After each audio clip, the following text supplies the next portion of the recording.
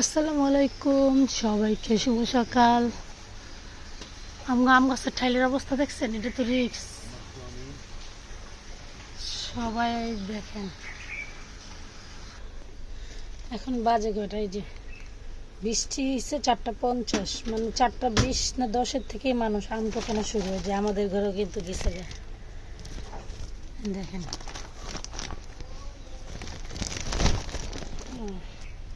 এটা এই যে এক ব্যাগের, আরেক ব্যাগ দেখাচ্ছি, যে আরেক ব্যাগের, দুই ব্যাগ।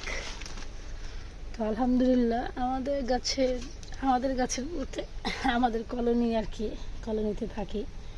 এই গাছের আম, যে এটা কিন্তু কাঁচ মিষ্টি আম, এই আমটা অনেক স্বাদ।